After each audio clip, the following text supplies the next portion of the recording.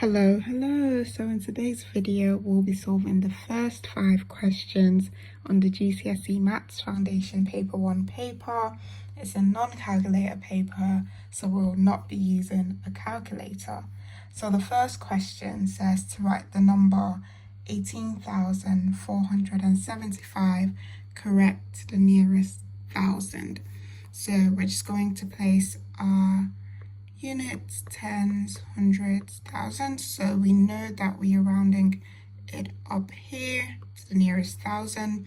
So we look to its neighbor and it is 4. So we're rounding it down because we know 4 or less, just ignore. 5 or more, you add 1 more. So because it's just 4, it's just going to be 18,000 because you don't add the 1 when it is 4 or less.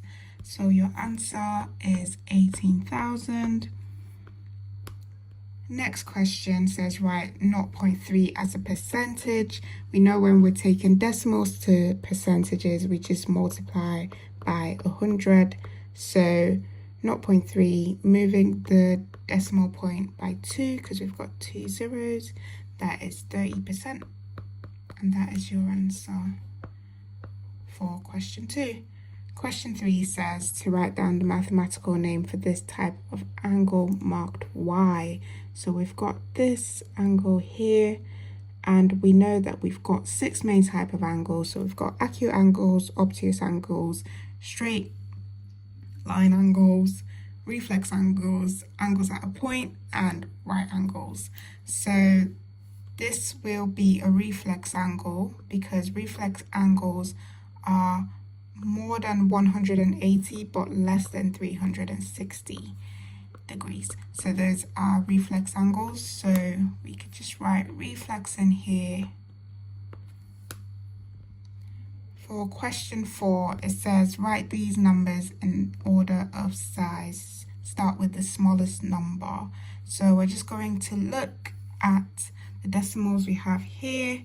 So we're going to try to rearrange it. Take the smallest one. So we'll look through. This doesn't have a 0, that doesn't have a 0, that does have a 0. So 0.03 goes first. And then we move on to ones. So 0.1 is next because it has a 1, and 0.16 will go after 0.1 because there is a 6 after the 1 here, making this number bigger than that. And then we go to the next one. So we've just got these 2 left. 0.2 will go next because that has a 1 after. So it's like having 20p and 21p. Obviously 21p is more than 20p. So just using that as an example anyway. So 0.2 will go next, and then 0.21 will go after that. And that is it from smallest to biggest.